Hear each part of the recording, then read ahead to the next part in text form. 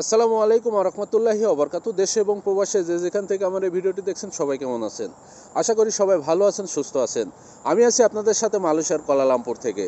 শুরুতে জানিয়ে দেবো আজকের দিন তারিখ এবং সেই সাথে জানিয়ে দেবো মালয়েশিয়াতে স্বর্ণের বাজার কেমন আছে এবং মালয়েশিয়ার কয়েকটি মানি এক্সচেঞ্জ হাউসে রিঙ্গিতের বিনিময়ে টাকা রেট কেমন প্রদান করছে। আর গত কয়েকদিনের তুলনায় টাকা রেট কিন্তু ধীরে ধীরে বেড়েই চলেছে, কারণ এখনও বাংলাদেশের রিজার্ভ পরিমাণে অনেক কম আছে, সেই কারণে টাকার রেট বেড়ে যাচ্ছে। আর আপনি কোথা থেকে আমার এই ভিডিওটি দেখছেন তা অবশ্যই কমেন্ট করে জানাবেন। আর ভিডিওটি যদি ভালো লাগে অবশ্যই শেয়ার করে বন্ধুদের দেখার সুযোগ করে দেবেন। আর যদি প্রতিদিন আপডেট পেতে চান তাহলে অবশ্যই পেজটি ফলো করবেন। আর যদি ইউটিউব চ্যানেল থেকে দেখেন তাহলে চ্যানেলটি সাবস্ক্রাইব করে পাশের বেল আইকন বাটনটি ক্লিক করে রাখবেন। আজকে 11ই আগস্ট 2024 সাল, রোজ রবিবার। মালয়েশিয়াতে 916 অর্থাৎ 22 ক্যারেট স্বর্ণ বিক্রি হচ্ছে 342 রিঙ্গিত। তবে এই রেট যে কোনো সময় পরিবর্তন হতে পারে, আর পরিবর্তন হলে আপনাদের আপডেট দিয়ে জানিয়ে দেওয়ার চেষ্টা করব।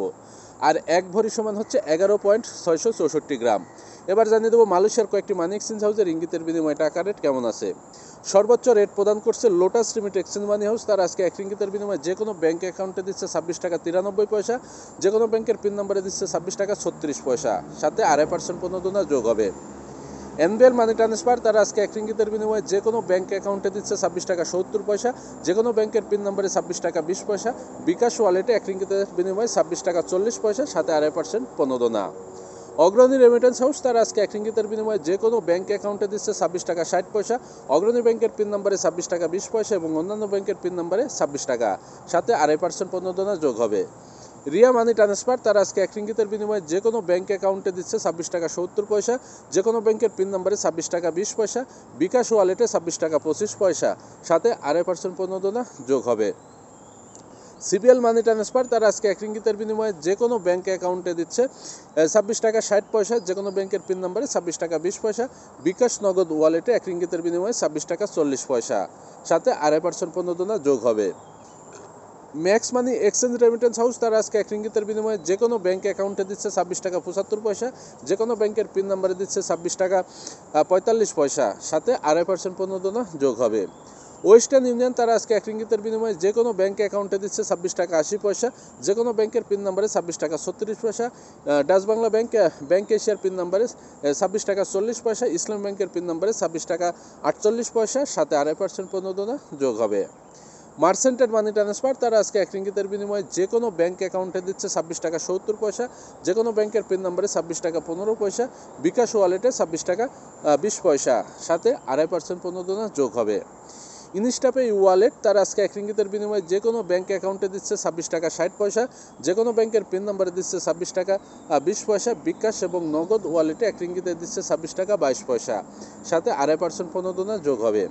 আমি যে কয়েকটি মানি এক্সচেঞ্জ হাউসের কথা বললাম এগুলো বাদে মালয়েশিয়াতে বিভিন্ন মানি এক্সচেঞ্জ হাউস আছে এবং বিভিন্ন মানি এক্সচেঞ্জ হাউসে বিভিন্ন রকম রেট থাকে। এলাকার ভিত্তিতে এবং মানি এক্সচেঞ্জ হাউসের ভিত্তিতে রেট কম বেশি থাকে এবং এই রেট যে কোনো সময় যে কোনো মুহূর্তে পরিবর্তন হতে পারে, সেটা আপনাদের আবারও জানিয়ে রাখি। আর মালয়েশিয়াতে অবস্থানরত যে সকল প্রবাসী ভাই বন্ধুরা ই পাসপোর্ট করতে যাচ্ছেন নতুন কলিংয়ে আসার পরে, বা যাদের পুরনো এমআরপি পাসপোর্ট থেকে ই পাসপোর্ট করতে চাচ্ছেন, আপনাদের কিছু তথ্য দিয়ে সহযোগিতা করতে চাই। প্রথমে বলতে চাই, যে সকল প্রবাসী ভাই বন্ধুরা নতুন কলিংয়ে আসার পরে কোম্পানি থেকে লাড়ি দিয়েছেন বা যেভাবে যেটাই করেন, এখন আপনি নতুন ই পাসপোর্ট তৈরি করবেন বা রিনিউ করবেন কিভাবে বা কী কী ডকুমেন্ট লাগবে সেটা আপনাদের জানিয়ে দেই। প্রথমে আপনাকে যেটা লাগবে, অবশ্যই ই পাসপোর্টের প্রথম পাতার ফটোকপি লাগবে এবং বাংলাদেশে আপনি ভোটার আইডি কার্ড দিয়ে অথবা জন্ম নিবন্ধন দিয়ে, যেটা দিয়ে আপনি বাংলাদেশে ই পাসপোর্ট করছেন সেটার ফটোকপি। যদি ভোটার আইডি কার্ড দিয়ে করেন তাহলে ভোটার আইডি কার্ডের ফটোকপি, আর যদি জন্ম নিবন্ধন দিয়ে করেন জন্ম নিবন্ধনের ফটোকপি এবং ই পাসপোর্টের ফটোকপি। এই দুইটা জিনিস অবশ্যই আপনাকে লাগবে, পুলিশ রিপোর্ট লাগবে না। 3 নম্বরে হচ্ছে আপনি যেখানে থাকেন সেখানকার ঠিকানা কাগজে লিখে আনবেন অথবা মোবাইলে সেভ করে নিয়ে আসবেন। 4 নম্বর হচ্ছে আপনার অবশ্যই জিমেল আইডি লাগবে, আর সকলের মোবাইলে এখন জিমেল আইডি থাকে। 5 নম্বর আপনার যে পার্সোনাল নাম্বারটি আছে অবশ্যই সেটি আপনাকে দিতে হবে এবং তাদের নির্ধারিত যে চার্জ আছে সেই চার্জটি আপনাকে সেখানে পরিশোধ করতে হবে। যা যাবতীয় করার ইএসকেএলের যে কর্মকর্তারা আছে সকল কিছু ডকুমেন্ট ফর্ম পূরণ করা থেকে ব্যাংক ডিপোজিট সব কিছুই তারা করে দেবে। আপনাকে কোনো এজেন্ট বা দালাল ধরতে হবে না। অযথা আপনি কোনো এজেন্ট বা দালাল ধরে অযথা আপনি টাকা নষ্ট করবেন না। আপনি সকাল 9টা থেকে 11টার মধ্যে ইএসকেএল বা এক্সপার্ট সার্ভিস এসডিএনে চলে আসবেন। আপনাকে সকল কিছু তারা করে দেবে। তার বিনিময়ে তাদের যে নির্ধারিত চার্জ আছে সেটা অবশ্যই আপনাকে প্রদান করতে হবে। আরেকটি বিশেষ কথা হচ্ছে, আপনাকে সঠিক পরামর্শ হচ্ছে আপনি 5 বছরের মেয়াদে পাসপোর্ট রিনিউ করবেন। 10 বছরের মেয়াদে করলে আপনার সমস্যা হবে। কারণ বাংলাদেশ থেকে যখন মালয়েশিয়াতে আসেন তখন কিন্তু আপনি 10 বছরের পাসপোর্ট মেয়াদ বানিয়ে নিয়ে আসছেন, আসার পরে এখন আপনি আবার নতুন পারে পাসপোর্ট রিনিউ করছেন। অবশ্যই যে কোনো সমস্যার কারণে এই সমস্যা আবার ভবিষ্যতে হইতে পারে, সেই কথা চিন্তা করে অবশ্যই আপনি 5 বছর মেয়াদের পাসপোর্ট রিনিউ করবেন, যাতে ভবিষ্যতে আপনার কোনো সমস্যা হলে আপনি দ্রুত সেটা আবার রিনিউ করতে পারবেন।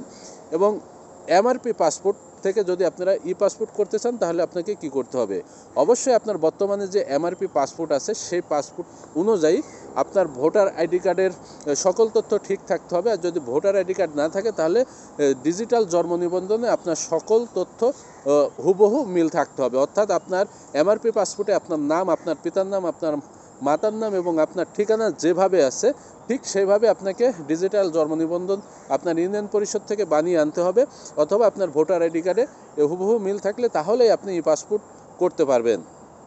আশা করি বিষয়টা বুঝতে পারছেন। আর যদি আপনি পাসপোর্ট করতে না চান তাহলে এখনও সময় আছে। 2024 সালের মধ্যে আপনি এমআরপি পাসপোর্টটি রিনিউ করে রাখতে পারেন। আগামী 5 বছরের জন্য আপনি নিরাপদ থাকবেন। এবং যে সকল প্রবাসী ভাই বন্ধুরা এখনও মালয়েশিয়াতে ভোটার হন নাই, আপনারা কিন্তু ভোটার হতে পারবেন। চাইলেই ইএসকেএল বা এক্সপার্ট সার্ভিস সেন্টার থেকে আপনারা এই সেবাটি গ্রহণ করতে পারবেন।